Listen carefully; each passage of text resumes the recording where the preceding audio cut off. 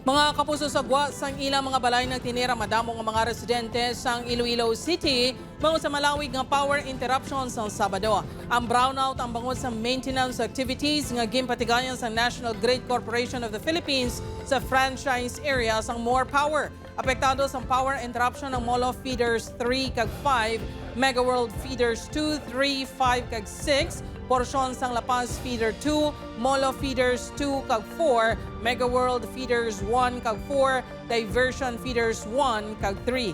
Base sa schedule, alas 6 sa aga tugtog alas 6 sa gabi ang interruption apang pasado alas 4 pa lang sa hapon nakabalik na ang supply sang kuryente. Dire lang nga, kami sa kuha nga tambay. Tapos ang mga bata, among man hindi katulog, mayo, kay wala electric fan.